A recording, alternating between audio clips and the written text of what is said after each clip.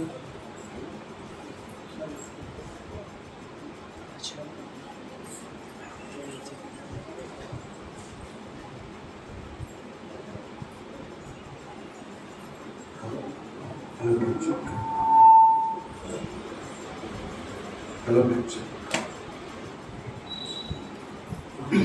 Hello మరి ఒకసారి మీకు అందరికీ వందనాలు తెలియజేస్తూ చివరి సెక్షన్ని ప్రారంభించుకుందాం.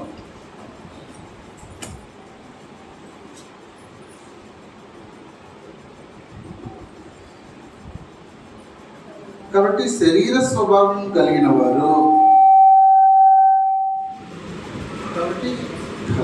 కాబట్టి శరీర స్వభావం కలిగిన వారు దేవుని సంతోషపరచనేరరు.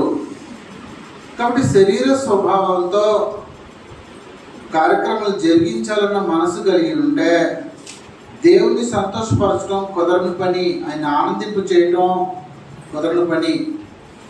కాబట్టి హృదయపూర్వకంగా మార్పు చెంది నూతన హృదయంతో కార్యక్రమాలు చేయడానికి ఉద్దేశింపబడిందే క్రీస్తు సంఘం, నూతన సృష్టి అన్నాడు దాన్ని. కాబట్టి మనుషులు దేవుని యొక్క సముఖంలో నూతన సృష్టిగా మార్చబడి కార్యక్రమాలు చేయాలి అనేది పరమ తండ్రి యొక్క సంకల్పం. మనకందరికీ తెలిసినట్టు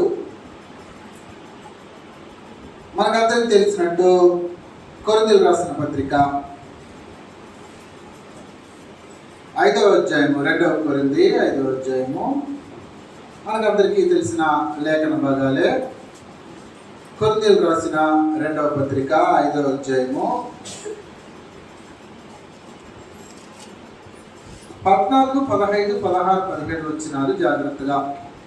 2వ కొరింథీ 5:14 వచనం నుంచి క్రీస్తు ప్రేమ మమ్మల్ని బలవంతం చేస్తూ ఉంది.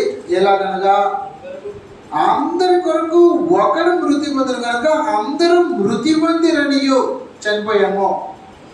జీవించే వారికి మీదట తమ కొరకు కాకుండా తమ నిమిత్తము మృతి పొంది తిరిగి లేచిన వారి కొరకే జీవించుటకు ఆయన అందరి కొరకు మృతి పొందడానికి నిశ్చయించుకొనుచున్నాము. కావున ఇక మీదట మేము శరీరీతిగా ఎవరినైనా ఎరగము. మేము క్రీస్తును శరీరీతిగా ఎరిగి ఉండినను ఇక మీదట ఆయనను అలాగే ఎరగము. కాగా ఎవడైనను క్రీస్తునందున్న ఎడల వాడు నూతన సృష్టి, పాతవి గతించను, ఇదిగో కొత్తమైపోయాయి. కాబట్టి క్రీస్తు ప్రేమ మమ్మల్ని బలవంతం చేస్తుంది. ఏమని బలవంతం చేస్తుందంటే అందరి కొరకు ఒక వ్యక్తి చచ్చిపోయాడు కాబట్టి మనం అందరూ చచ్చిపోయామంట. అది బలవంతం ఏం చేస్తుందంటే నువ్వు చచ్చిపోయినవాడివి అని బలవంతం చేస్తుంది, నువ్వు క్రొత్తగా లేచిన వాడివి అని బలవంతం చేస్తుంది. కాబట్టి తిరిగి లేచిన వాడు ఎవడైనా సరే వాడి నూతన సృష్టి, తిరిగి లేచిన వాడి నూతన సృష్టి.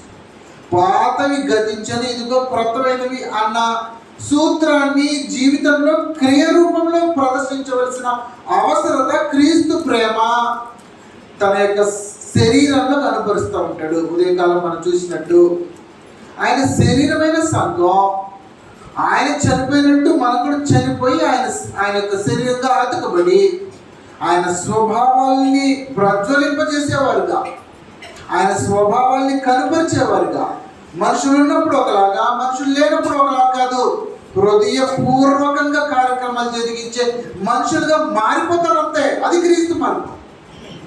నటించవలసిన అవసరం ఉండదు. నూతన స్వభావము, నూతన జీవము అంటున్నాడు దాన్ని. కాబట్టి 2వ కొరింథీయులకు కొలస్సీయులకు రాసిన పత్రిక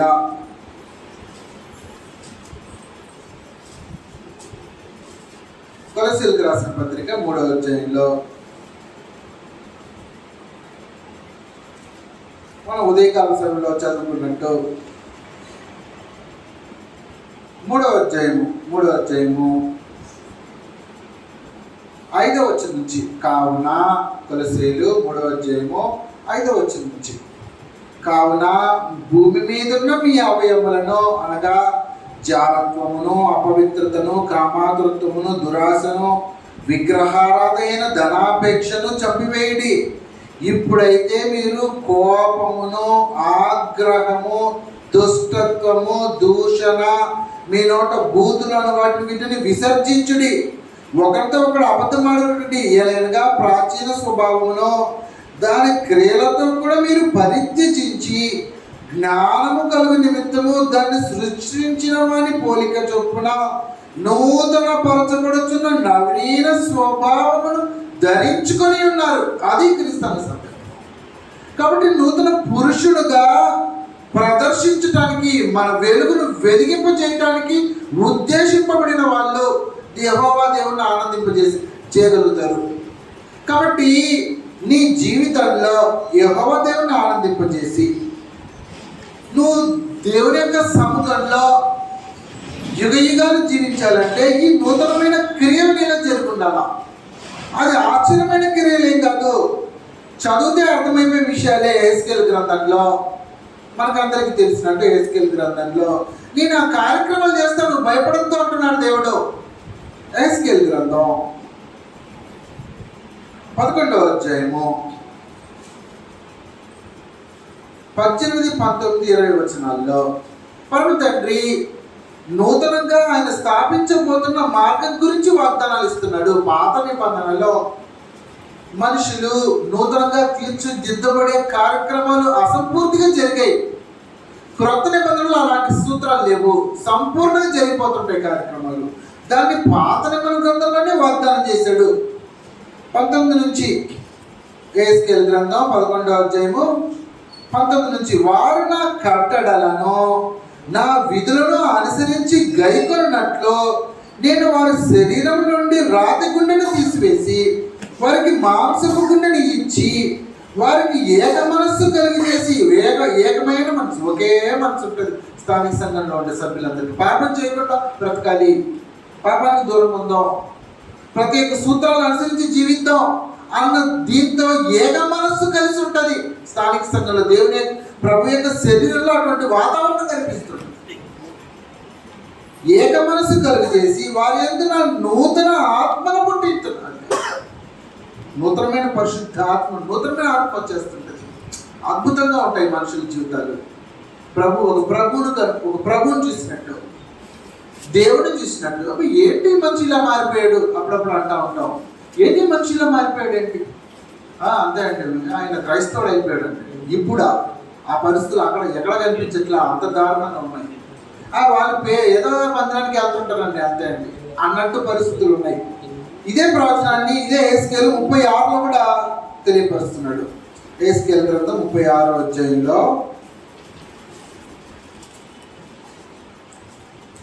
యెహెజ్కేలు 36వ అధ్యాయంలో మనకందరికి తెలిసినట్టే 25, 26, 27 వచనాల్లో ప్రవచనాన్ని తిరిగి జ్ఞాపకం చేసుకుందాం.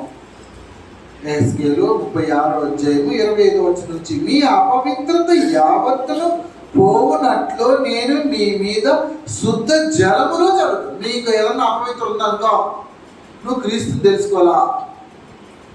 ఎటువంటి పరిస్థితులైనా పెరిగిండొచ్చు. భూమి మీద జీవించే ఏ ప్రదేశంలో ఉండే వారికైనా చెందుతుంది ఈ వాగ్దానం. గుర్తుపెట్టుకోండి, భారతీయుడు కానీ, చైనా సంబంధించిన వాడు కానీ, జపానీయుడు కానీ, రష్యన్ కానీ, ఎందుకంటే యూరోపియన్ కంట్రీస్లో కల్చర్ వేరేలాగా ఉంటుంది, ఆఫ్రికన్ కంట్రీస్లో వేరేలాగా ఉంటుంది, ఏషియన్ కంట్రీస్లో వేరేలాగా ఉంటుంది, అటు కెనేడియన్ దగ్గరికి వెళ్ళిపోతే కల్చర్ వేరేలాగా ఉంటుంది. ఒక్కొక్కరి స్వభావాలు వాళ్ళు పెరిగిన పరిస్థితులు బట్టి ఒక్కొక్కలాగా ఉంటాయి. వాటిని నేను మార్చేస్తాను అంటాడు అంతే. యూనివర్సల్గా ఒకటే సూత్రం. ఆయన ఎవరినైతే కృపానుగ్రహించి ప్రత్యేకపరచుకుంటున్నాడో వారికందరికీ యూనివర్సల్ స్వభావం, ఒకటే స్వభావం వస్తుంది. మీ అపవిత్రత యావత్తును పోవునట్లు నేను మీ మీద శుద్ధ జలములు చల్లుదును. 25వ వచనం యెహెజ్కేలు 36, 25. మీ విగ్రహము వలన మీకు కలిగిన అపవిత్రత అంతయు తీసివేతును. నూతన హృదయం మీకు ఇచ్చేదను, నూతన స్వభావం మీకు కలుగు చేసేదను. రాతి గుండె మీలో నుండి తీసివేసి మాంసపు గుండెని మీకు ఇచ్చేదను. నా ఆత్మను మీ అందుంచి నా కట్టడలను అనుసరించి వారిని గాను నా విధులను గైకొని వారిని గాను మిమ్మల్ని చేసేదను అంటున్నాడు. ఒకనాడు ఇశ్రాయేలీయులు నెఫీలు చూసి భయపడినట్టు భయపడవలసిన అవసరం లేదు. పరమ తండ్రి నేను చేస్తానంటున్నాడు. ఇంకేంటి భయం నాకు అర్థం కావట్లా. క్రీస్తు మార్గం అర్థం అవుతే, క్రీస్తు మార్గం కష్టతరమైంది, పాపం లేకుండా మంచి జీవించడం ఎలా కుదురుతుంది? ఆ ప్రశ్నే రాదు. లేఖనాలు తెలియకుండా, మార్గం అర్థం కాకుండా పొరపడుతున్న జనం, ఇంకేమీ కాదు, జనం పొరపడుతున్నారు. మార్గం తెలియదు. మార్గం తెలిస్తే, పరమ తండ్రి శరణు చొచ్చితే నేను చూసుకుంటానంటే ఇంకెలా ఉంటుంది మీకు? ఉదాహరణకి ఏదో చిన్న సమస్య వచ్చింది, మీకు భారతదేశం యొక్క ప్రధాని స్నేహితుడు అనుకోండి, ఒక ఫోన్ కొడితే ఇప్పుడు ఈ భారతదేశంలో ఏదన్నా ఒక పని అవ్వకుండా ఉంటుందా? ఆ మహానుభావుడు అనుకుంటే ఏ పనైనా అయిపోతుందా? ఏ పనైనా అయిపోతుంది. ఒక ఫోన్ కొడితే అయిపోతుంది పని. మరి ఇప్పుడు వాళ్ళు ఎంత బలంతో ఉన్నారంటే అంత బలంతో ఉన్నారు. రాజకీయ నాయకుల్ని చీల్చిపడేస్తున్నారు, అంతే కదా. కొన్ని రాష్ట్రాల్లో అయితే కొన్ని పార్టీలు కనుమరుగైపోతున్నాయి, అంత బలంతో పనులు చేస్తున్నారు. అటువంటి ఒక దేశ నాయకుడు మన స్నేహితుడు అయితే ఎట్టుంటుంది? నా బ్యాక్గ్రౌండ్ తెలుసా నీకు అంటమా లేదా? ఎంత గర్వం వచ్చేస్తుంటే అంత గర్వం వస్తుంది. కానీ పరమ తండ్రికి సంబంధించిన ఒక వ్యక్తి నేను అంటే నీకు గర్వం రాకూడదు. నాకేంటి భయం? నరమాత్రం నాకేం చేయగలడు అనే స్థితికి వెళ్ళిపోవాలి. దేనికి భయపడ్డాను? దాన్నే వాగ్దానం చేస్తున్నాడు. నా ఆత్మను నీ యందుంచి నా కట్టడలను అనుసరించి వారిని గాను, నా విధులను గైకొని వారు గాను మిమ్మల్ని చేసేదాను అంటున్నాడా? మీరు చేయండి అంటున్నాడా? వాగ్దానం నేను చేపిస్తాను మీతో అంటున్నాడు. దాన్ని నమ్మాలి. ఫస్ట్ దాన్ని నమ్మాలా, నమ్మి ఆయన శరణు చొచ్చాలి. ఫస్ట్ ఆయన శరణు చొచ్చితే ఆయన కృపను అనుగ్రహిస్తాడు, పరిశుద్ధాత్మ దేవుని అనుగ్రహిస్తాడు. నువ్వు విధేయతను కనపరిచిన వాడు అవుతావు. విధేయతను కనపరిచి ఆయన దగ్గరికి వెళ్తే పరిశుద్ధాత్మని హృదయంలో ప్రవేశింపబెట్టి నీకు నూతన హృదయాన్ని అనుగ్రహిస్తాడు, నూతన మనసును పుట్టిస్తాడు. అదే ఆయన వాగ్దానం చేశాడు. ఉదయకాలం కూడా మనం చూసాం. తీతుకు రాసిన పత్రిక మళ్ళీ ఒకసారి జ్ఞాపకం చేసుకుందాం. తీతుకు రాసిన పత్రిక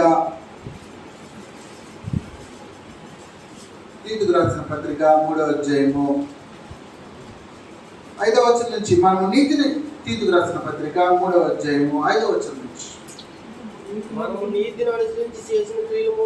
రాసిన పత్రిక 3వ అధ్యాయం 5వ వచనం నుంచి, మనము నీతిని అనుసరించి చేసిన క్రియల మూలంగా కాక తన కనికరము చొప్పుననే పునర్జన్మ సంబంధమైన స్నానము ద్వారాను పరిశుద్ధాత్మ మనకు నూతన స్వభావం కలుగజేయడం ద్వారాను మనల్ని రక్షించింది. పరిశుద్ధాత్మ ఏం కలుగజేసిందంటే మనకు నూతన స్వభావం.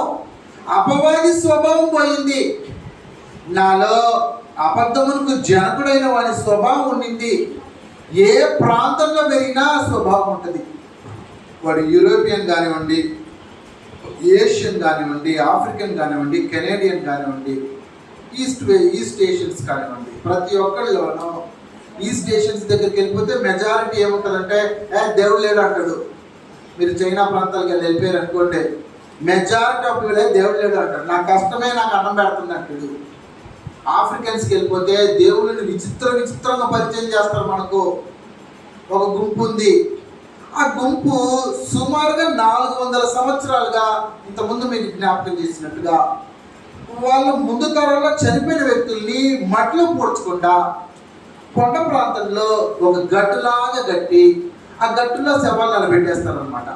పెట్టి దానికి బుర్ర పూసేస్తారు, ఒకలాంటి మట్టి పూసేస్తారు.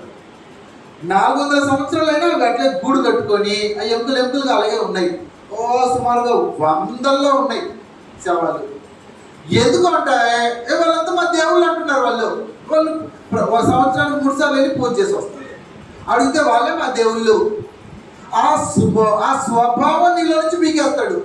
ఆ గుంపులో నుంచి ఎవరైనా క్రీస్తు పక్షాన్ని ఆకర్షింపబడి వచ్చాడనుకో, పరమ తండ్రి అక్కడ ఉండే ఎవరికో కృప అనుగ్రహించాడనుకో, ఆ స్వభావం 400 సంవత్సరాలకు వస్తున్న స్వభావం అలా పీక్ పడేస్తాడు. మన భారతదేశంలో కొన్ని స్వభావాలు ఉన్నాయి. ఏ స్వభావాలు అంటే, ఆ స్వభావం ఎటువంటిదంటే అవసరమైతే నా స్వార్థం కోసం వాడిని చంపరా అనే స్వభావం.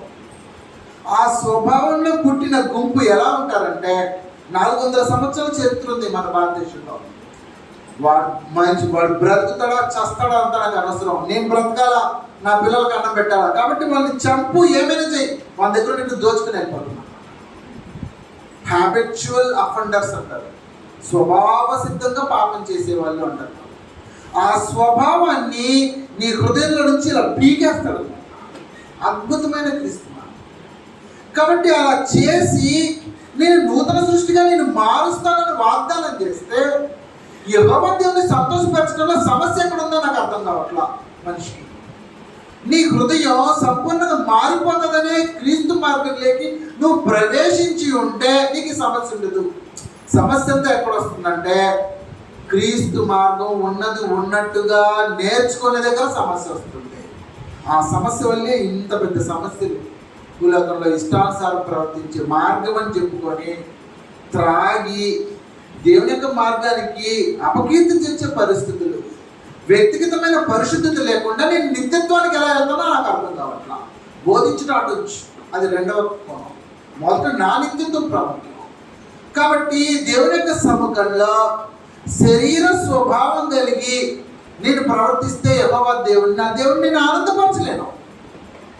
నా శరీరాన్ని అపవిత్రం కాకుండా జాగ్రత్తకి దూరంగా నా శరీరాన్ని నేను కట్టుకోకపోతే, స్త్రీ అయినా పురుషుడైనా, శరీర స్వభావాన్ని జరిగించడంలో స్త్రీ అయినా పురుషుడైనా మీ శరీరాన్ని పరిశుద్ధంగా కాచుకోకపోతే యెహోవా దేవునికి మీరు శత్రువులు అవుతారు, విరోధులు అవుతారు, అపవాది సంబంధులు అవుతారు.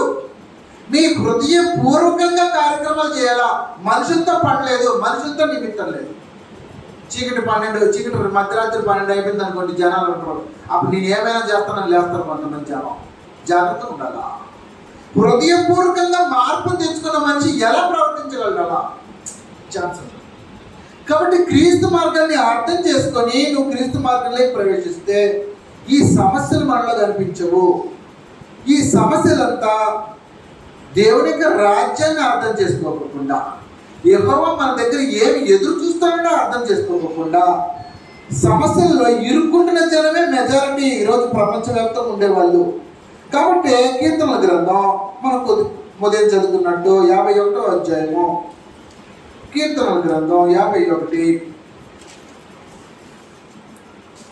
కీర్తనల గ్రంథం 51 6వ వచనంలో, కీర్తనల గ్రంథం 51 6వ వచనం, నీవు అంతరంగములో సత్యము కోరుచున్నావు, ఆంతర్యములో నాకు జ్ఞానము తెలియజేయదు అంటున్నాడు. కాబట్టి అంతరంగము నుంచి కార్యక్రమాలు, దేవుని యొక్క జీవితం, దేవుడు మనకు అనుగ్రహించే ఈ జీవితంలో మన యొక్క ప్రవర్తన కానివ్వండి, దేవుని కోసం జీవించే జీవితం కానివ్వండి, ఆయన సంతోషపరచాలని చేసే కార్యక్రమాలు అంటే హృదయపూర్వకంగా అంటాడు. అందుకే వివాహం గురించి మాట్లాడినప్పుడు ఇంకొక అద్భుతమైన సంగతులు మాట్లాడుతుంటాడు. 1 కొరింథీ 7వ అధ్యాయము 32వ వచనం నుంచి మనం చూసినట్లయితే నువ్వు ఎవరిని సంతోషపరచాలో నువ్వు డిసైడ్ చేసుకో అంటున్నాడు. వివాహం దానికి అడ్డు అన్నట్టు మాట్లాడుతున్నాడు అపోస్తలుడైన పౌలు. పరిస్థితి ఆ రకంగా ఉంటుంది. 7వ అధ్యాయము 32 నుంచి మనం చూసినట్లయితే మీరు చింతలేని వారై ఉండవాలని కోరుచున్నాను, పెళ్లి కాని వాడు ప్రభువును ఎలాగూ సంతోష పెట్టగలనని ప్రభు విషయమైన కార్యముల గురించి చింతించుచున్నాడు.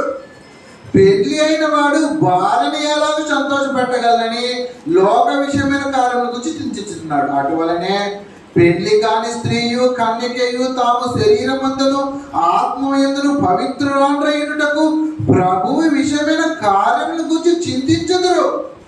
కాబట్టి ప్రభు కార్యాల గురించి చింత. నేను ఏం చేస్తే నా ప్రభు సంతోషిస్తాడు. అబ్బా, అద్భుతమైన జీవితం. అదే పెళ్ళి అయిపోయింది అనుకోండి, భార్యకి చీర కొనియాలా, నగలు కొనియాలా, లేకపోతే వంట సామాన్లు తేవాలా, ఇంట్లో వస్తువులు కావాలా, ఏమండి ఆ ఇంట్లో అది కొన్నారండి, ఇంట్లో ఇది కొన్నారండి, నాకు అది లేదండి, పిల్లలకి ఇది లేదండి, అమ్మో పెద్ద లిస్ట్ వేస్తుంటుంది మా తల్లి. దాన్ని గుర్తు చేస్తున్నాడు. దాని శరీరకంగా ఇబ్బందులు వస్తాయని మాట్లాడినాడు అంతే దానికి. కాబట్టి వాటిని చేయకూడదని పర్వతండ్రి యొక్క ఉద్దేశం కాదు. కాబట్టి నువ్వు ఎవరిని సంతోష పెట్టాలనుకుంటున్నావు పరీక్షించుకో. మీరు చింతలేని వారై ఉండవాలని మాట్లాడుతుంది. ఈ లోకమును అనుభవించేవారు 31లో, ఈ లోకమును అనుభవించేవారు అమితముగా అనుభవించినట్టునో ఉండవలని, ఎలాగనగా ఈ లోకమునట్టున గతించుచున్నది. మీరు చింతలేని వారై ఉండవాలని కోరుచున్నాను, పెళ్లి కానివాడు ప్రభువుని ఎలాగూ సంతోషం పెట్టగలని ప్రభు విషయమైన కార్యము గురించి చింతించుచున్నాడు. కాబట్టి దేవుడిని నేను ఎలా సంతోషపరచాలా, నా ప్రభువుని ఎలా సంతోషపరచాలా, పరిశుద్ధాత్మను నేను ఎలా సంతోషపరచాలా. పరిశుద్ధాత్మను సంతోషపరచకపోతే సౌలుకు పట్టిన గతే పడుతుందంట. గ్రంథం చూద్దాం, లేఖనాలు చూద్దాం. పరిశుద్ధాత్మ దుఃఖపడితే మనల్ని విడిచిపెట్టి వెళ్ళిపోతుందని గ్రంథం మాట్లాడుతుంది. హెబ్రీయులకు రాసిన పత్రిక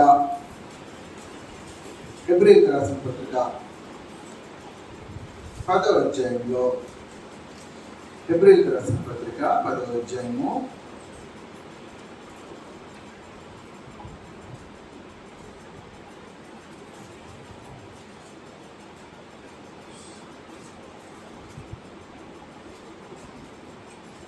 35 నుంచి చదువుకున్నాం. హెబ్రీయులకు రాసిన పత్రిక 10వ అధ్యాయము 35 నుంచి. కాబట్టి మీ ధైర్యముని విడిచిపెట్టుకుడి, దానికి ప్రతిఫలముగా గొప్ప బహుమానం కలుగును. మీరు దేవుని చిత్తమును నెరవేర్చిన వారై వాగ్దానం పొంది నిమిత్తం మీకు ఓరిమి అవసరమై ఉన్నది. ఇక కాలం బహు కొంచెముగా ఉన్నది, వచ్చుచున్నవాడు ఆలస్యం చేయకవచ్చును. నా ఎదుట నీతిమంతుడైన వాడు విశ్వాసం మూలంగా జీవించును గాని అతడు వెనుక తీసిన ఎడల అతని యందు నా ఆత్మకు సంతోషం ఉండదు. కాబట్టి పరిశుద్ధాత్మకు మన యందు సంతోషం ఉండకుండా పోయే పరిస్థితులు వస్తాయి. జాగ్రత్త. ఎప్పుడు వెనుక తీస్తే, నువ్వు క్రీస్తు మార్గంలో జీవించే ఈ జీవితం నుంచి నువ్వు వెనుక తీసావనుకో, పరిశుద్ధాత్ముడు దుఃఖపడతాడు. దుఃఖపడి నీ నుంచి వెళ్ళిపోతాడు. ఎలా సౌలు దగ్గర నుంచి వెళ్ళిపోయాడో అటువంటి పరిస్థితులు వస్తాయి. జాగ్రత్తగా గుర్తుపెట్టుకోవాలి.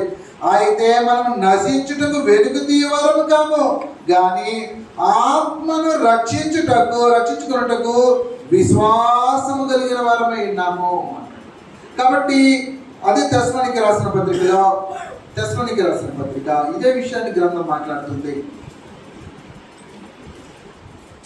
అక్కడ లాంగ్వేజ్ కొద్దిగా మార్చబడి ఉంటుంది అంతే. 1 తెస్సలోనికీయులు 5వ అధ్యాయము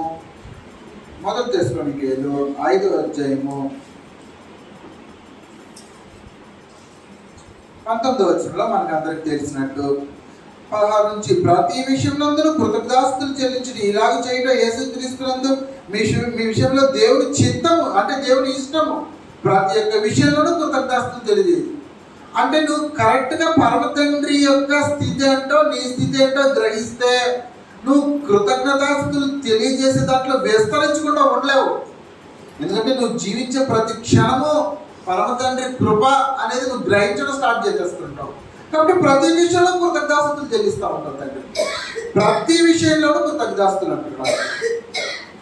కాబట్టి ఇలాగ చేయగా క్రీస్తు చేస్తుందో మీ విషయంలో దేవుని చిత్తం, అంటే దేవుని ఇష్టము. దశలో చూసాం కదా, చిత్తమే ఇష్టం. ఆత్మను ఆర్పకుడి అంటున్నాడు. కాబట్టి పరిశుద్ధాత్మను నువ్వు వెనకడిగేసావంటే ఆర్పడం కార్యక్రమం జరిగిపోతుంటుంది. ఆయన నీ దగ్గర నుంచి దూరం అయిపోయే కార్యక్రమం జరుగుతుంది. జాగ్రత్తగా ఉండాలా. ఎఫెసీయులకు రాసిన పత్రిక 4వ అధ్యాయంలో డైరెక్ట్గా మాట్లాడుతున్నాడు. పరిశుద్ధాత్మను దుఃఖపరచకుడి అని ఉంటారు. ఎఫెసీయులకు రాసిన పత్రిక 4వ అధ్యాయంలో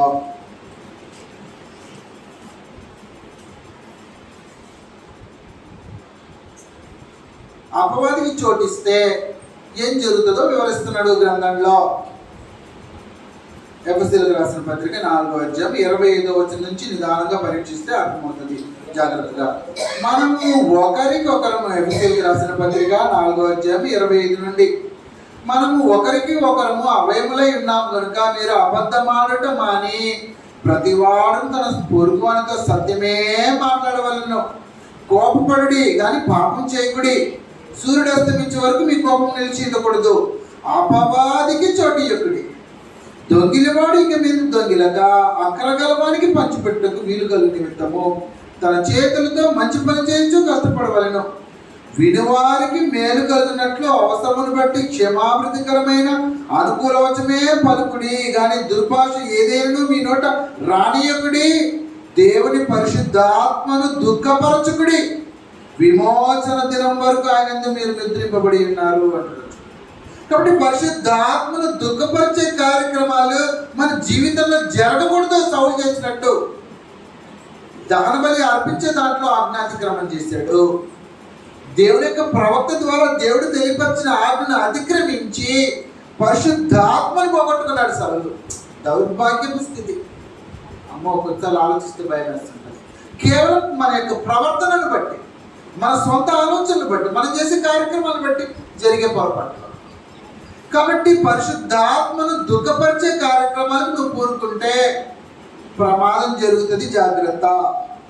పరిశుద్ధాత్మను దుఃఖపరిస్తే ఆయన నీ దగ్గర నుంచి వెళ్ళిపోయే కార్యక్రమం జరుగుతుంది. వెళ్ళిపోతే నువ్వు మోసపోయే కార్యక్రమాలు జరుగుతాయి. ఆ తర్వాత దురాత్మ సౌలుకు ప్రవేశించినట్టు మనలోకి కూడా అబద్ధమును నమ్మే ఆత్మ ప్రవేశిస్తుంటది. నువ్వు అబద్ధాన్ని నమ్ము అని విడిచిపెడతాడు దేవుడు. దర్శనానికి రాసిన పత్రికలో మనకు అందరికీ తెలిసినట్టు ఇంత ముందు కూడా మీకు చూపించాను విషయాలు. 2వ దర్శనానికి 2వ అధ్యాయము 2వ అధ్యాయము 9వ వచనం నుంచి నశించుచున్న వారు 2వ దర్శనానికి 1వ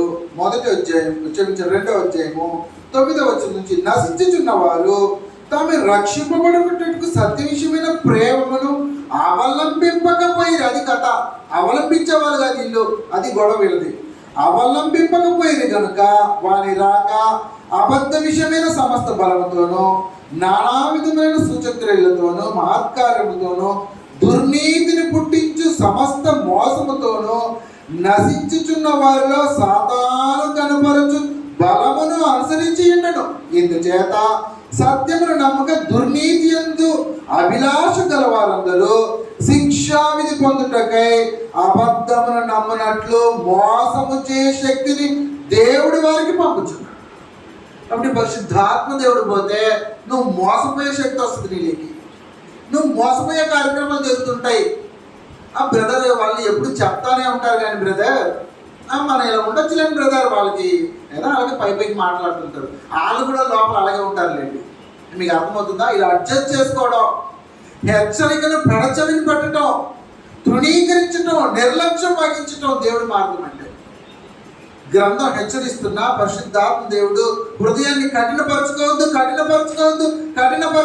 మారుమనసు పొందు అని హెచ్చరిస్తున్నా కూడా హృదయాన్ని మార్పు చేసుకోకుండా, దేవుడి సముఖం తట్టు మొఖాన్ని త్రిప్పుకోకుండా, పెడచెవిని చూసుకుంటూ వేరే మార్గంలో ప్రయాణిస్తానని తీర్మానం చేసుకున్న వాళ్ళతో పరమతండ్రి ఏం చేయగలడు ఆలోచించి మోసపోరాన్ని విడిచిపెడతాడంట. అది కదా, దాన్నే మాట్లాడుతున్నాడు. ఇందుచేత సత్యంలో నమ్మక దుర్నీతి అందు అభిలాష. వీళ్ళకి గొడవ ఏంటంటే సత్యాన్ని నమ్మరు. దుర్నీతి అందు అభిలాష అంటే దుర్నీతి అందు ఆశ ఉంటుంది, దురాశ. అది ఇంకేమి కాదు. దుర్నీతిని చెయ్యాలి అన్న ఆశ, అభిలాష, ఆశ. దుర్నీతిని చెయ్యాలని ఆశ కలిగిన వారందరూ శిక్షావిధి పొందాలని అబద్ధాన్ని నమ్మునట్లు మోసం చేసే పరిస్థితి అనుగ్రహించేస్తారు. కాబట్టి పరిశుద్ధాత్మ దేవుని దగ్గర నుంచి వెళ్ళిపోతే నువ్వు మోసపోయే శక్తి చేత ఆవరించబడతావు.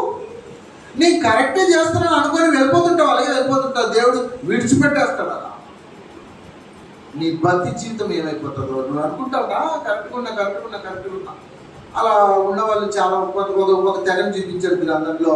మనకు అందరికి తెలిసినట్టు అబద్ధ బోధకుల గురించి మాట్లాడుతూ మత్తయి సువార్తలో ఆఖరికి చనిపోయి ప్రభు దగ్గరికి న్యాయ తీర్పు దగ్గరికి వెళ్ళేంత వరకు తెలియదు వీళ్ళకి.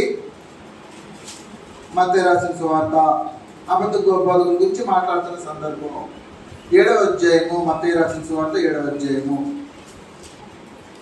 15వ వచనం నుంచి మనం మత్తయి సువార్త 7వ అధ్యాయము 15వ వచనం నుంచి మత్తయి 7:15 నుంచి అబద్ధ ప్రవక్తల గురించి జాగ్రత్త పడుడి.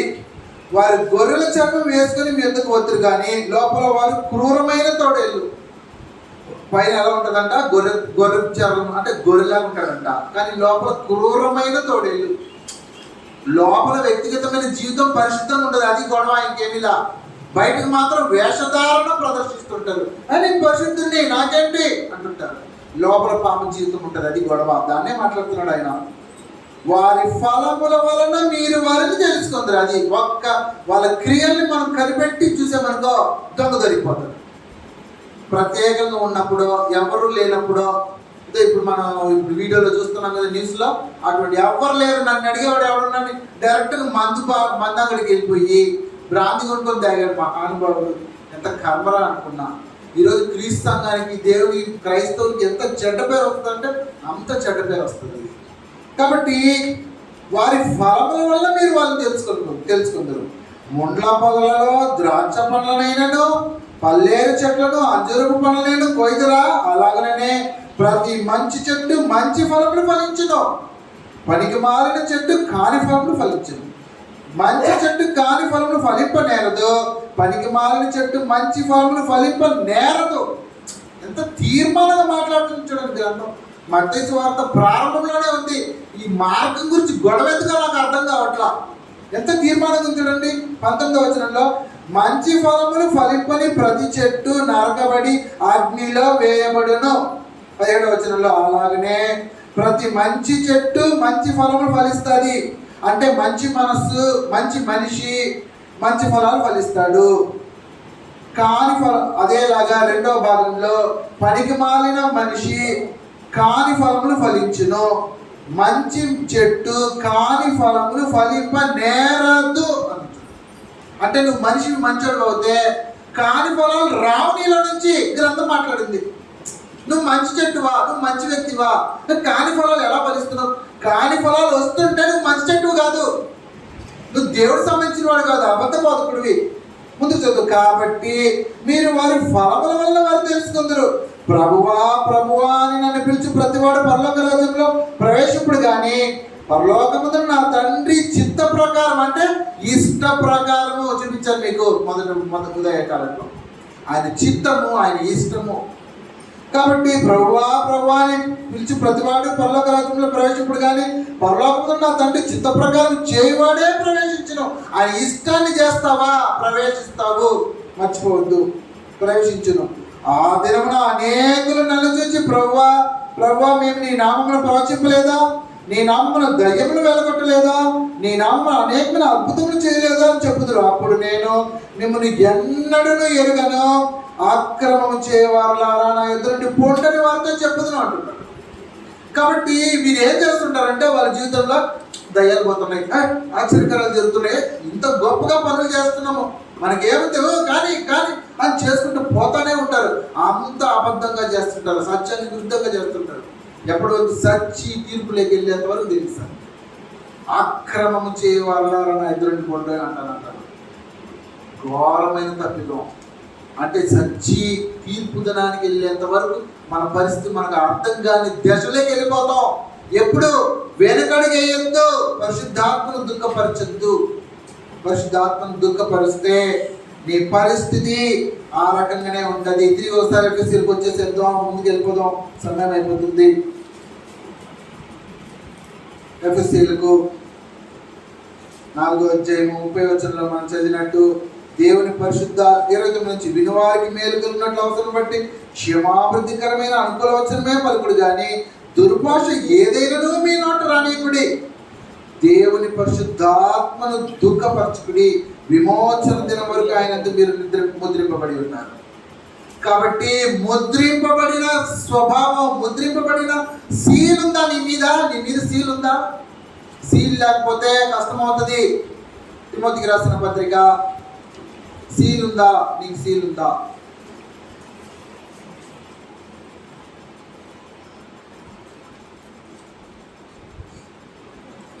తిమోతికి రాసిన 2వ పత్రిక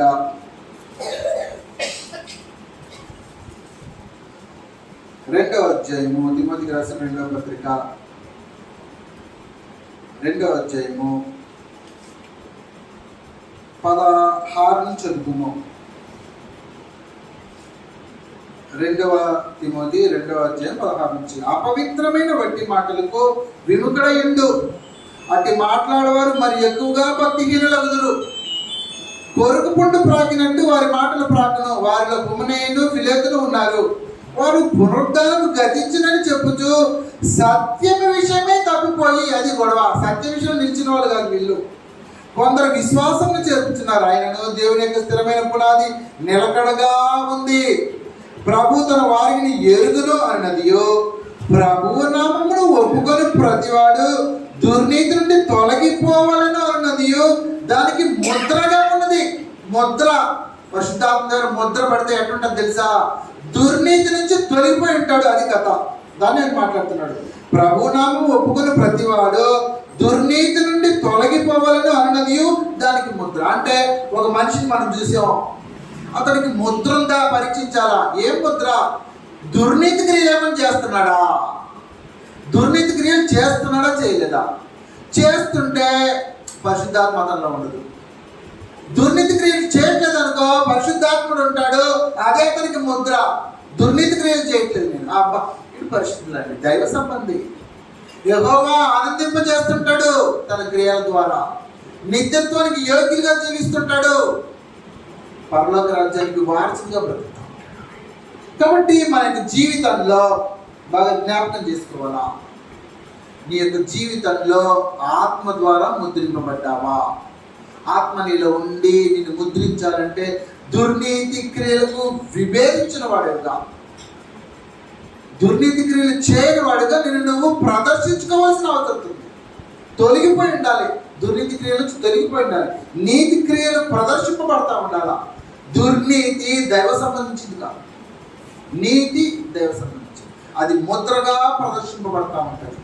ప్రభువైన యేసు దాన్ని ప్రదర్శించాడు, అపోస్తులు దాన్ని ప్రదర్శించారు, ప్రవక్తలు దాన్ని ప్రదర్శించారు, దైవజనులు దేవుని కోసం జీవిస్తున్న ప్రజలు ఆయా కాలాల్లో దాన్ని ప్రదర్శించుకుంటూ వచ్చారు. కాబట్టి కంటికి కనిపించే వాళ్ళు బాగా గుర్తుపెట్టుకోండి, ఎక్కువ 6,03,548 మంది ఎక్కువ మంది ఉంటారు, వాళ్ళని చూడకూడదు. ఇద్దరే మిగిలేరు, వాళ్ళు ఇద్దరిని ఎదుగులాడాలా. అటువంటి ఇద్దరు కూడా నీకు కనిపించకపోతే గ్రంథంలో కుస్తీ పట్టాలి, గతి లేదు కదా, గతి లేదు. కాబట్టి నీ యొక్క ముద్ర పరిశుద్ధాత్మ ద్వారా నీకు ముద్ర కావాలంటే, ఒకటి నువ్వు కొద్దిగా ఉండే జనాన్ని నమ్ముకుంటూ ఎవరు పరిశుద్ధులబ్బా, ఎవరున్నారు, ముద్రలు కనిపిస్తున్నాయా, పరిశుద్ధాత్మ ముద్ర ఉందా ఎక్కడన్నా, ఏంటి ముద్ర? దుర్నీతి నుంచి తొలగిపోయాడు, తొలగి నీతిని అనుసరించి జీవించేవాడు ఎవడన్నా ఉన్నాడా? పాపం చేయకుండా జీవించేవాడు ఉన్నాడా? వాళ్ళని అనుసరిద్దాం, వాళ్ళ దగ్గర నేర్చుకుందాం, అలా బ్రతుకుదాం. అటువంటి ఎవడు కనిపించలేదు. అమ్మ గ్రంథం దగ్గర కూర్చుందాం, ఎవరితో మనకు పని లేదు, గ్రంథం దగ్గర నేర్చుకుందాం అనే స్థితికి నువ్వు రాగలిగితే నిన్ను నువ్వు ముద్రించుకోగలుగుతావు. అక్కడ వస్తున్న సమస్య. ఎందుకంటే పొరపాటున నువ్వు పోయి ఎవరన్నా ముద్ర లేని వాడి దగ్గర ఇరుక్కున్నావు అనుకో, నీకు ఉండే ముద్ర కూడా పోతుంది. ఎందుకు వాడు దుర్నీతి పడవుతావు, నువ్వు దుర్నీతి పడవు. గుడ్డివారికి త్రోవ చూస్తే అనే సూత్రం మీ ఇద్దరిలోనే అనుసరించబడతా ఉంటుంది. కాబట్టి నీ యొక్క బ్రతుకు పరమ తండ్రిని ఆనందింపజేసేటట్లు ఉండాలంటే దుర్నీతి నుంచి తొలగిపో, గతి లేదు. దుర్నీతి నుంచి తొలగిపోయి నీతికి దాసుడుగా, దుర్నీతికి కాదు నీతికి దాసుడుగా జీవితాన్ని ముందుకు కొనసాగించవలసిన అవసరం ఉంది. అలా జీవించడానికి ఉద్దేశింపబడింది క్రీస్తు సంఘ సభ్యత్వం. అలా జీవించడానికి ఉద్దేశింపబడింది. మన ఇష్టానుసారం జీవించి సౌలులాగా యెహోవాను తృణీకరించి నిర్లక్ష్యపరిచి శాపాన్ని కొని తెచ్చుకునే బ్రతుకు మనకు అవసరం. పరమ తండ్రి సముఖంలో ఆయన కోరుకున్నట్టు మన జీవితాన్ని కొనసాగించి ఆజ్ఞాతిక్రమం కాకుండా, ఆజ్ఞను అతిక్రమించే తనం కాకుండా, ఆజ్ఞని అనుసరించకుండా విడిచిపెడితే యెహోవాను సంతోషపరచడం జరగని పని మన జీవితంలో జరగని పని. కాబట్టి పెళ్లి కాని వారు కానివ్వండి, పెళ్లి అయిన వారు కానివ్వండి, క్రీస్తు సంఘ సభ్యత్వంలో ఉన్న పురుషులు కానివ్వండి, స్త్రీలు కానివ్వండి, ఒక్కటే గురి ఏంటంటే యెహోవా దేవుణ్ణి సంతోషపరచాలి, పరిశుద్ధాత్మ యొక్క ముద్రను కలిగి ఉండాలి నేను అనే తీర్మానంతో నువ్వు దేవుని యొక్క స్వభావంలో పాలువాడు అవడానికి ఉద్దేశింపబడింది క్రీస్తు మార్గం. 2వ పేతురు రాసిన గ్రంథం పత్రిక 2వ పేతురు, ముగించుకున్నాం, సమయం అయిపోతుంది. 2వ పేతురు 1వ అధ్యాయము, 2వ పేతురు 1వ అధ్యాయము 1 నుంచి చదవండి ఎవరన్నా. 2వ పేతురు 1వ అధ్యాయము. యేసుక్రీస్తు దాసుడును అపోస్తలుడైన సీమోను పేతురు మన దేవుని యొక్కయు రక్షకుడైన యేసుక్రీస్తు యొక్కయు నీతిని బట్టి మన వలె అమూల్యమైన విశ్వాసం పొందిన వారికి శుభమని చెప్పి రాయినది. తన మహిమను బట్టి గుణాతిశయమును బట్టి మనల్ని పిలిచిన వాడిని కూర్చిన అనుభవ జ్ఞానం మూలముగా ఆయన దైవశక్తి జీవమునకును భక్తికి కావలసిన వాటిని మనకు దయచేయుచున్నందున దేవుని కూర్చున్నట్టు ప్రభువుని యేసు మన ప్రభు యేసు క్రీస్తుని కూర్చున్నట్టునైనా అనుభవ జ్ఞానం వలన మీకు కృపయు సమాధానమును విస్తరించునుగాక. కృప సమాధానం ఎప్పుడు విస్తరిస్తుందంటే బాగా వినండి, మనల్ని పిలిచిన వారిని కూర్చిన అనుభవ జ్ఞానం మూలంగా ఆయన దైవశక్తి అంటే దేవుని యొక్క శక్తి జీవమునకును భక్తికి కావలసిన వాటిని మనకు దయచేస్తున్నాడు. మనం ఉదయం నుంచి చూసుకుంటూ వస్తాం, దేవుడు దయచేస్తుంటాడు. ఇంకెక్కడుంది సమస్య? కాబట్టి జీవమునకును భక్తికి భక్తి ఇహలోక మాలిన్యం అంటకుండా జీవించే జీవితం ఎవరు అనుగ్రహిస్తారంటే ఆయన దైవశక్తి అనుగ్రహిస్తారు. నువ్వేం చేయాలా? నువ్వేం చేయాలంటే ప్రభువుని యేసు చేసినట్టు చేయాలా. ఉదయం చూపించాను మీకు. ఆయన ఏం చేశాడంటే తిరిగి ఒకసారి జ్ఞాపకం చేసుకుని ముందుకు వెళ్ళిపోదాం, ముగించుకుందాం. హెబ్రీయులకు రాసిన పత్రిక 5వ అధ్యాయంలో, హెబ్రీయులకు రాసిన పత్రిక 5వ అధ్యాయం శరీరధారి అయిన దినంలో 5వ అధ్యాయం 7వ వచనం. హెబ్రీయులకు రాసిన పత్రిక 5వ అధ్యాయం 7వ వచనం. శరీరధారి అయిన దినములలో మహారోదనతోను కన్నీళ్లతోను తన మరణం నుండి రక్షింపగలవానికి ప్రార్థనలను యాచనలు సమర్పించి భయభక్తులు కలిగి ఉన్నందున ఆయన అంగీకరింపబడ్డాడు. కాబట్టి కన్నీటి ప్రార్థన దేనికోసం? తండ్రి నేను నిన్ను సంతోషపరచాలి నాయన, ఇదే ప్రార్థన, ఇంకేమీ ఉండకూడదు. తండ్రి నువ్వు కోరుకున్నట్టు నిన్ను సంతోషపరిచేటట్లు, ఇంక ఏ మనిషిని సంతోషపరిచే జీవితం నాకు వద్దు. మనుషుల్ని సంతోషపరిచే జీవితం, మనుషుల్ని సంతోషపరచడానికి చూస్తే నేను క్రీస్తు దాసుని కాకపోదును అనేసాడు అపోస్తలుడైన పౌలు.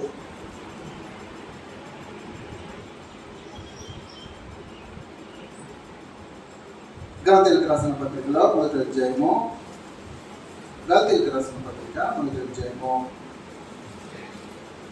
10వ వచనంలో సంగతి మాట్లాడుతున్నాడు.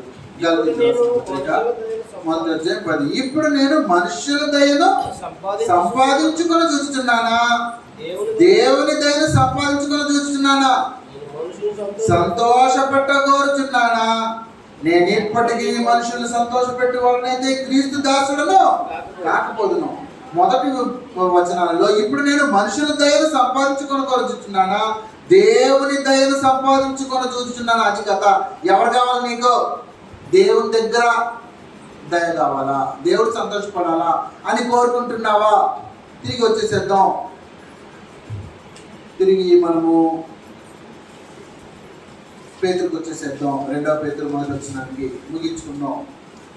కాబట్టి మనుషుల దయ కాకుండా దేవుని దయను సంపాదించుకొని దేవుని సంతోషపరచాలి అని యేసుక్రీస్తు చేసినట్టు కన్నీటి ప్రార్థనలు, తండ్రి నేను నిన్ను సంతోషపరచాలి, నీ దయ నాకు కావాలా, మనుషులతో నాకు పనిలేదు అన్ని విషయాలలో. కాబట్టి ఆయన దైవశక్తి జీవమునకును భక్తికి కావలసిన వాటిని మనకు దయచేయుచున్నందున దేవుని గుర్చినట్టు మన ప్రభువు యేసుక్రీస్తును గుర్చినట్టు అయిన అనుభవ జ్ఞానం మూలంగా మీకు కృపయు సమాధానం విస్తరించిందాక. ఆ మహిమ గుణాతిశయములు బట్టి ఆయన మనకు అమూల్యములను అత్యధికములైన వాగ్దానాలను అనుగ్రహించున్నాడు. దురాశను అనుసరించటం వలన లోకమందున్న భ్రష్టత్వమును ఈ వాగ్దానం మూలంగా మీరు తప్పించుకొని దేవ స్వభావములందు పారివారగినట్లు వాటిని అనుగ్రహించు. కాబట్టి దురాశను తప్పించుకోవాలా? దురాశను తప్పించుకొని లోకమందున్న భ్రష్టత్వం తప్పించుకోవడానికి వాగ్దానాలు అనుగ్రహించాడంట. ఆ వాగ్దానాలు అనుగ్రహించింది దేనికోసం అంటే, ఇదిగో వాటిని తప్పించుకొని ఈ వాగ్దానం కోసం నువ్వు వస్తే నీకు దేవుని స్వభావం వస్తుంది. కాబట్టి నువ్వు చేయవలసిన పని దురాశను అనుసరించుట వలన లోకమందున్న భ్రష్టత్వమును ఈ వాగ్దానం మూలంగా తప్పించుకో. లోకమందున్న భ్రష్టత్వాన్ని తప్పించుకో, దురాశ నుంచి తప్పించుకో. దురాశను నీ దరిదాపుల్లోకి రానివ్వద్దు. ఆశా నిగ్రహం అనే ఆత్మఫలమే ఫలించాలి అని మనల్ని అంటుంటే ఇంకా దురాశ ఎక్కడి నుంచి వస్తుంది నాకు అర్థం కావట్లా. బాగా వినాలా? క్రొత్త నిబంధన పత్రికలలో ఒకలాంటి బింబం ప్రొజెక్ట్ చేయబడుతుంటుంది. దాన్ని ఒక ఆర్గ్యుమెంట్గా కూడా కొంతమంది మాట్లాడుతుంటారు. ప్రారంభ క్రైస్తవుల్లో చూడు, ఆ సమయంలో అలా పాపం జరిగింది, ఇలా పాపం జరిగింది, ఇలా పాపం జరిగింది. అవును జరిగింది కాబట్టి పత్రికలు ఈ రకంగా రాయబడ్డాయి, కాదనట్లేదు. ఎవరు అలా చేశారంటే సత్యం తెలియని వాళ్ళు చేశారు. మర్చిపోకండి ఎప్పుడు. అలాంటి పొరపాట్లు జరిగాయి కాబట్టి పత్రికలు ఆ రకంగా రాయబడ్డాయి. అందుకే ఎప్పుడు అటువంటి ప్రశ్న వచ్చిందంటే ఎఫెసీ గ్రంథం జ్ఞాపకం పెట్టుకోండి. ఎందుకంటే అది అటువంటి ఒక బోధ క్రీస్తులో కూడా తిరుగుతుంది. ఆ బోధ ఏంటి? ఆ బోధ అంటే పత్రికల్లో అన్ని పాపాలు చేసిన వాళ్ళు ఉన్నారు కదా, రాయబడిన పత్రిక వాళ్ళు కరెక్టే. వాళ్ళు ఎవరంటే ఎఫెసీలకు రాసిన పత్రిక 4:20 ఎప్పుడు జ్ఞాపకం పెట్టుకోండి. అయితే మీరు యేసును గూర్చి విని ఆయన యందలి సత్యము ఉన్నది ఉన్నట్టుగానే ఆయన యందు ఉపదేశింపబడిన వారైన ఎడల మీరు అలాగూ క్రీస్తును నేర్చుకున్న వారు కారు. అది క్రీస్తును సరిగ్గా పరిచయం చేయకపోవటం అనేది ప్రారంభ క్రైస్తవ్యం నుంచి జరుగుతూ వస్తుంది. కాబట్టి కరెక్ట్గా క్రీస్తు మార్గాన్ని పరిచయం చేసి నువ్వు దాన్ని విని క్రీస్తు మార్గంలో ప్రవేశిస్తే నీకు ఇబ్బంది ఉండదు. నీకు కరెక్ట్గా పరిచయం చేయకపోతే నువ్వు పాప జీవితంలో కొనసాగుతావు. ప్రారంభ క్రైస్తవంలో కూడా ఆ పొరపాటు జరిగింది. అలా జరిగాయి కాబట్టి వాటిని సరిచేస్తూ పరిశుద్ధాత్మ దేవుడు ప్రత్యేక స్థానిక సంఘాన్ని హెచ్చరిస్తూ ఇది చేయకూడదు, ఇది చేయకూడదు, ఇది చేయకూడదు అని హెచ్చరిస్తూ పాత్రలు రాశారు. కాబట్టి నువ్వు పరమ తండ్రిని సంతోషపరిచి పరిశుద్ధాత్మ ముద్రింపబడి యెహోవాను ఆనందింపజేసి నేను పాలు తేనెలు ప్రవహించే దేశంలోకి ప్రవేశించాలనేది నీ కోరిక అవుతే దుర్నీతి నుంచి తొలగిపో. పరిశుద్ధాత్మ ముద్రింపబడు. పరిశుద్ధాత్మ ముద్రింపబడి పరిశుద్ధమైన జీవితాన్ని జీవించి ఆజ్ఞలు గైకలో యెహోవా దేవుణ్ణి ఆనందించు. అలా యెహోవా దేవుణ్ణి ఆనందింప చేయకపోతే నువ్వు ముద్రింపబడిన వాడు కాకుండా పోతుంటావు. తిరిగి 2వ పేతురుకు వచ్చేసి ముగించుకుందాం. ఈ హేతువు చేత 2వ పేతురు 1:5 నుంచి ఈ హేతువు చేతనే మీ మట్టుకు మీరు పూర్ణ జాగ్రత్త కలిగి అంటున్నారు. చూడండి, ఈ హేతువు చేతనే మీ మట్టుకు మీరు పూర్ణ జాగ్రత్త కలిగిన వారే మీ విశ్వాసమునందు సద్గుణము, సద్గుణమునందు జ్ఞానము, జ్ఞానమునందు ఆశా నిగ్రహమును, ఆశా నిగ్రహమునందు సహనం. ఆశా నిగ్రహం ఒకసారి వస్తే సరిపోద్దా? కుదరదు. సహనంతో ఉండాలి. ఆశా నిగ్రహంతో కొనసాగుతూ ఉండాలి. ఎప్పటి వరకు? సత్యంత వరకు. అది కథ. ఆశా నిగ్రహమునందు సహనమును, సహనమునందు భక్తిని, భక్తి యందు సహోదర ప్రేమను, సహోదర ప్రేమ యందు దయను అమర్చుకొనిడి. వీటినన్నింటినీ అమర్చుకోవాలా. మన జీవితంలో ఉన్నాయా? పరీక్షించుకుంటూ జీవిస్తాం. అమర్చుకొనిడి. ఇవి మీకు కలిగి విస్తరించి ఎడలా అవి మన ప్రభు అయిన యేసుక్రీస్తును గురించిన జ్ఞానం విషయం, అనుభవ జ్ఞానం విషయంలోనూ మిమ్మల్ని సోమరులైన నిష్ఫలులైన కాకుండా చేయడం. ఇవి ఎవరికి లేకపోవునా వాళ్ళ సంగతి మాట్లాడుతున్నట్టు చూడండి. ఇప్పుడు ఇవి ఎవరికి లేకుండా పోతాయో వాడు తన పూర్వ పాపములకు శుద్ధి కలిగిన సంగతి మర్చిపోయి గురుట్టి వాడును దూరదృష్టి లేనివాడు నగును. అందువలన సహోదరులారా మీ పిలుపును ఏర్పాటును నిశ్చయం చేసుకున్నట్టుకు మరి జాగ్రత్త పడుడి. మీరిట్టి క్రియలు చేయవారైతే ఎప్పుడును తొట్టిల్లారు అంచుడు. అయిపోయింది కదా. తొట్టిల్లే కార్యక్రమం జరగదు. యెహోవా దేవుణ్ణి ఆనందింపజేస్తా ప్రతి విషయంలోనూ, అన్ని విషయములలో యెహోవా దేవుణ్ణి ఆనందింపజేసే ఒక స్థితి క్రీస్తు సంఘ సభ్యులకు అనుగ్రహింపబడిన కృప. అది పరమ తండ్రి తన శక్తితో చేస్తాడని చూపించాను మీకు. కాబట్టి మీరు చేయవలసింది హృదయపూర్వకంగా సిద్ధపడాలి. మనపూర్వకంగా తండ్రి ఇదిగో నేను నిన్ను ఆనందింపజేసే జీవితం నాకు కావాలి. ఇంకేది వద్దు నాకు ఈ లోకంలో, నాకు నిత్యత్వం కావాలా. మిమ్మల్ని ఆనందింపజేసి పాలుతెలను ప్రవహించే ఆ దేశంలో నేను ప్రవేశించాలా, నాకు ఇంకేది వద్దు అన్న తీర్మానం నీవు హృదయపూర్వకంగా తీసుకొని దానికి విధేయతను కనుపరిస్తే పరమ తండ్రి యొక్క శక్తి కోసం ఆశతో అపేక్షించి ప్రార్థన చేస్తే పరమ తండ్రి నిన్ను కనికరిస్తాడు. మర్చిపోవద్దు. తొట్టిల్లకుండా జీవించే జీవితాన్ని అనుగ్రహిస్తాడు. నిత్యత్వానికి యోగ్యుడిగా భూలోకంలో జీవింపజేస్తాడు. ఆ జీవితాన్ని పొందడానికి మనం ఉద్దేశింపబడిన వాళ్ళం, పాపం చేయకుండా జీవించడానికి ఉద్దేశింపబడిన వాళ్ళం, పరిశుద్ధులో క్రీస్తు దాసులో, పాపానికి దాసులు ఉంటారు. కాబట్టి యెహోవా మన యందు ఆనందించిన ఎడల ఆనాడు యెహోషువ కాలం ఎలా పాలు తేనెల దేశంలోకి ప్రవేశించారో ఈనాడు చనిపోయిన తర్వాత నిత్యత్వంలోకి ప్రవేశించాలంటే ఒకటే మార్గమే, యెహోవాను ఆనందింపజేసే జీవితాన్ని జీవించు. అది స్త్రీ పురుషుడు అనే తేడా లేదు. ఇద్దరికి సమానమైన సూత్రాలే. ఇద్దరులో ఎవరైనా యెహోవాను ఆనందింపజేసే జీవితాన్ని జీవిస్తేనే నిత్యత్వం.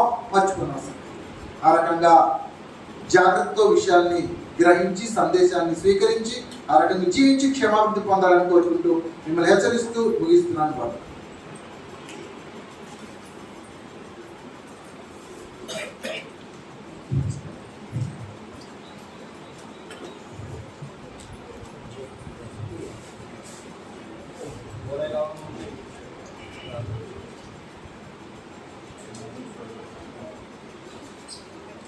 ఇంతవరకు మనకి ఉదయకాలం నుండి 4 శాసనం మనకి వివరించారు.